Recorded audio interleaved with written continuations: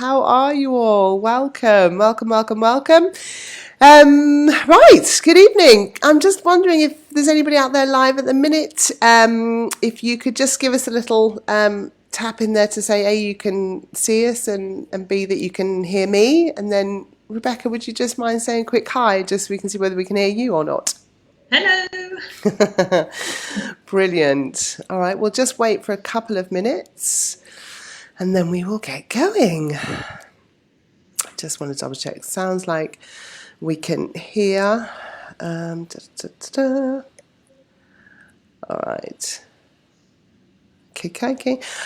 Right, shall we, it's 8 o'clock, we'll crack on. Welcome everybody, anybody that's watching out there, do say hi. It's always nice to know that we've got somebody watching with us and is here with us to hear all this knowledge that the amazing Rebecca Edmunds is going to be sharing with us this evening. This evening's live is all around using photography to create breathtaking interiors, and it's one of the services that I offer my clients, and I feel very passionately about. Is, you know, if you have some beautiful pictures taken of your family, you know, display them, enjoy them. Don't let them sit on a USB. In your desk drawer. That's not enjoying those precious memories that you've spent a long time, creating, but enjoying them. So I am very delighted to welcome Rebecca Edmunds from RK Signature Interiors this evening. Hi Rebecca, how are you doing? I'm great, thank you, Jo, and really excited to be here and chat to you about photography and interiors. Oh, well, thank you so much for being with us. And again, you're very, very well placed. Tell us a little bit about yourself and RK Signature Interiors. Yeah, so RK Signature Interiors, we work in the residential sector throughout Surrey, into London and Essex. We are part of the RK Group. And within the group, there is also a construction and a joinery business. So we can provide our clients with a wraparound service. So that's us in a nutshell. Wonderful. And again, you're joining us this evening to talk us through some of your expertise and try and provide people with some tips on how to use photography, because it can be, I mean, I find some clients when I first meet with them, they can feel quite intimidated. You sort of say, well, what are you going to do with your photographs when, you're obviously spending money on it? Have you got any ideas about what you're going to do with them? Please, Rebecca, what would be kind of one of your, top tips for using photography?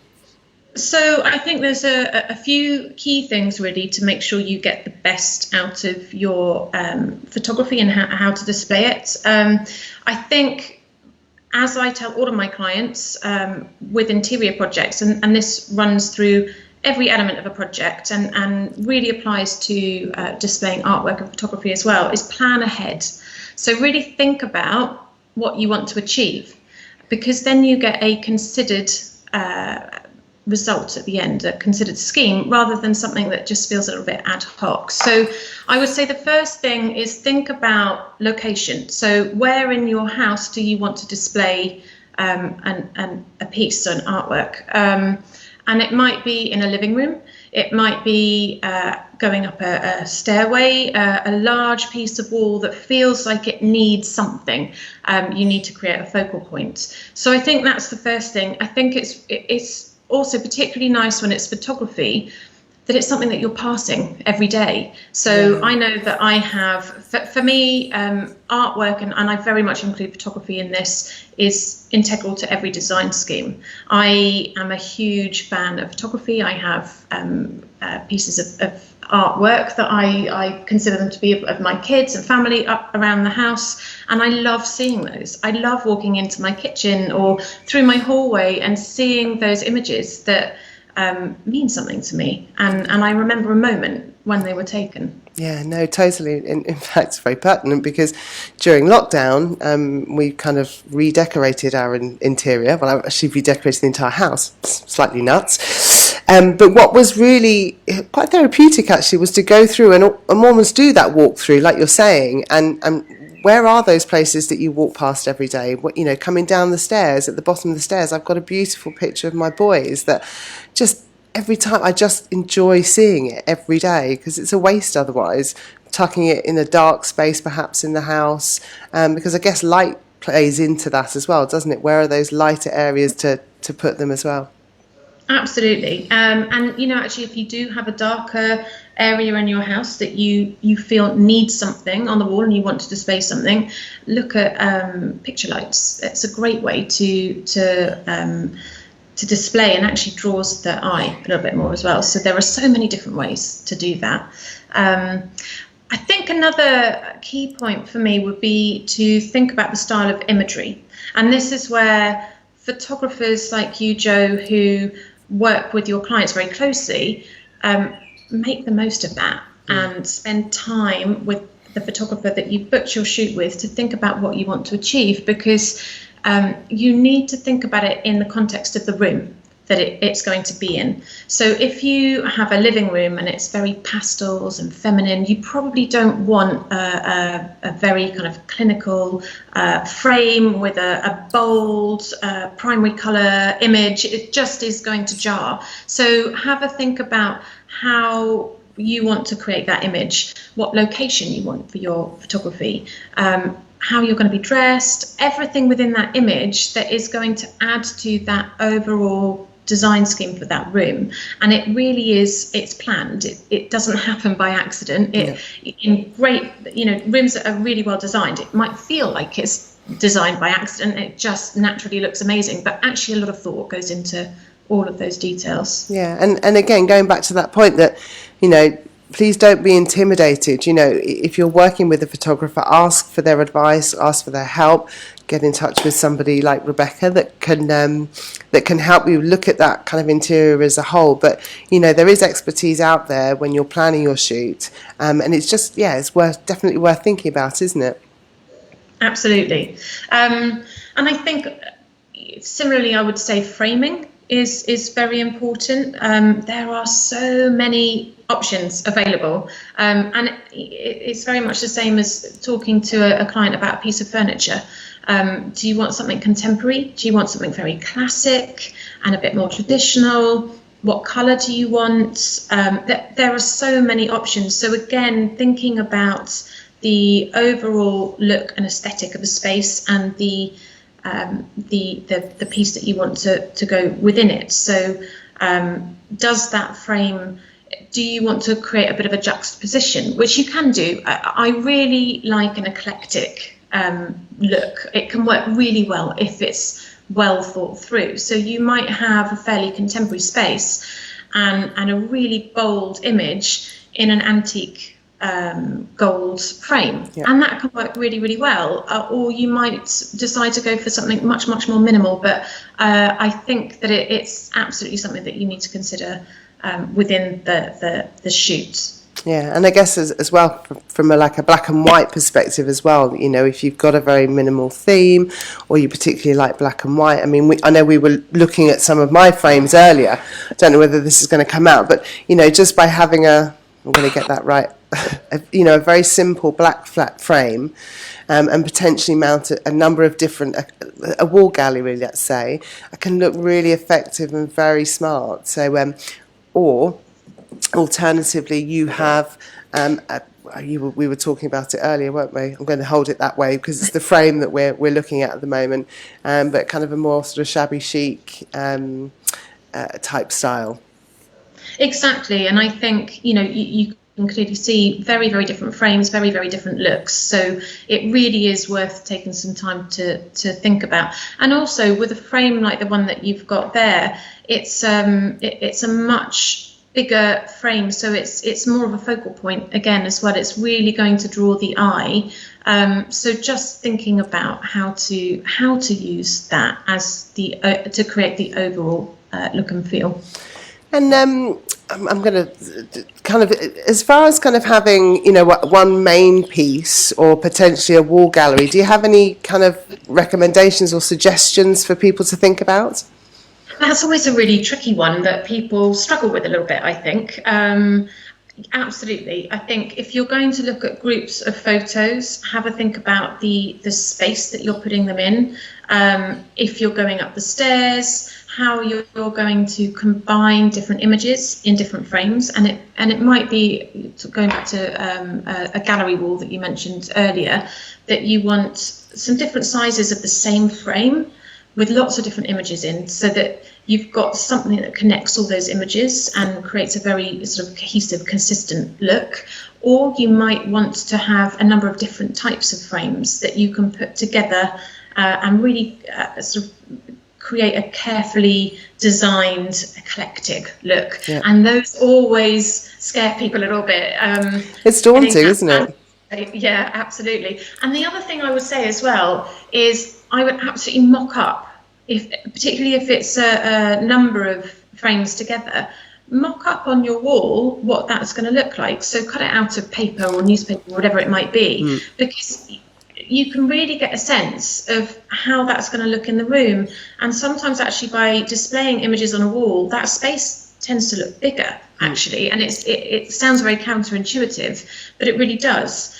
And also if you're displaying frames on a wall where maybe you've got a piece of furniture, so you might have a sideboard with a lamp or a chair, think about how you display the frames to frame that piece of furniture, so that it all works as an entire area, rather than just having the frame and not thinking too much about where that lamp's going to be. Is it right in the middle of the frame and you're going to miss part of that beautiful image? Or so it's important to mock that up, and you can play around with where they sit together. Yeah.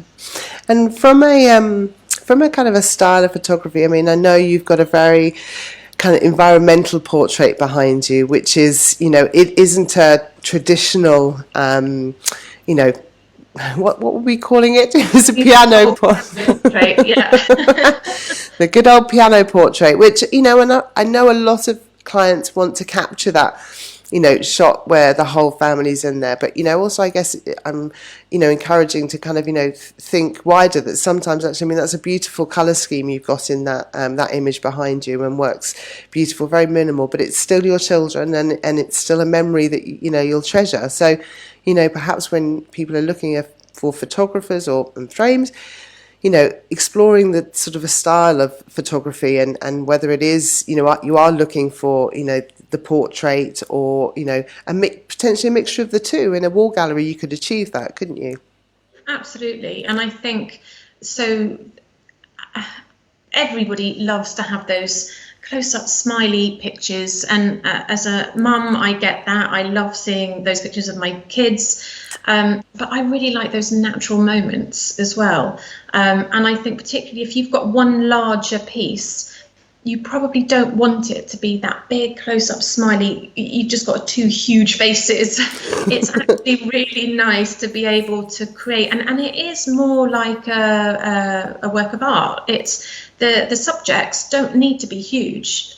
You can have beautiful backgrounds and locations. I mean, that is a place that, as a family, we love to go. It's one of our favourite places, and that actually is my kids maybe about 5 or 6 years ago. It I love being able to see that and remembering when they were young enough that they still wanted to paddle in the sea, but it doesn't feel like the big smiley photo where they're asked to say cheese, and that's what I love about it. It's creating that sort of piece of artwork. Yeah, amazing. Okay, any other tips that you've got? I think really, and this is very much the same as approaching any element of an interior design project. Ultimately, it's about creating emotion. And I think, this is really, really relevant for photography. Everything in your home should make you feel something when you walk through the door. This really is your sanctuary, and the place that you should love to be in, and it makes you feel great.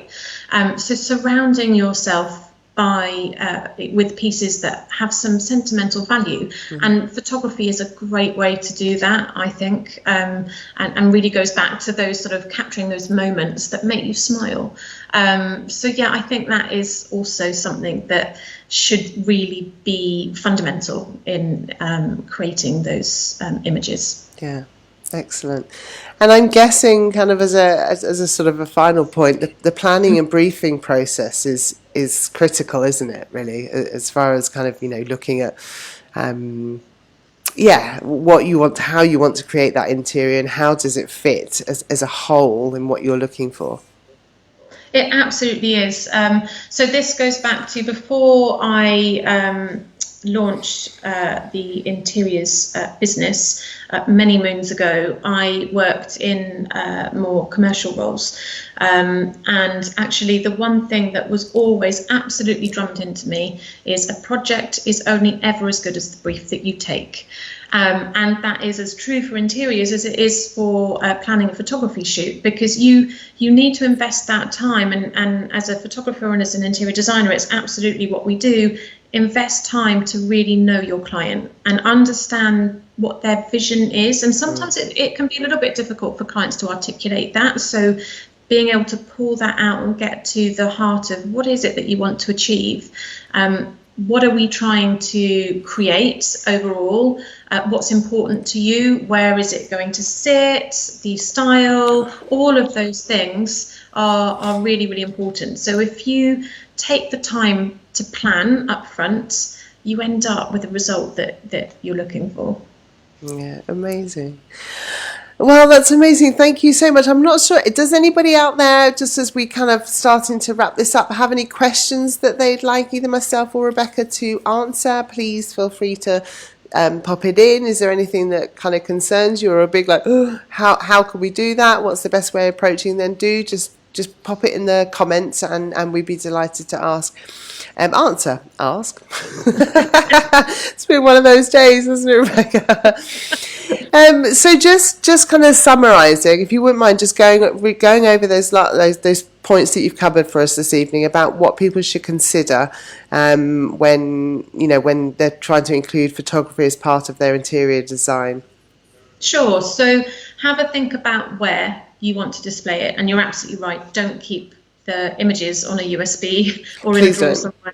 Please don't. Have a think about where in your home you want to display those images, and really put some thought into the style of imagery that you want to create, the look and feel, the colours, the overall sort of aesthetic.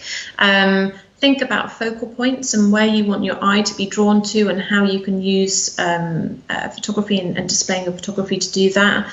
Framing, both the frame of the print itself and how you might be framing pieces of furniture or areas within your home. And I think ultimately just creating something that you love and you love to see every day. Amazing. Thank you so much for your time this evening, Rebecca. It's been great. Now, as I understand, you're offering sort of free half an hour or...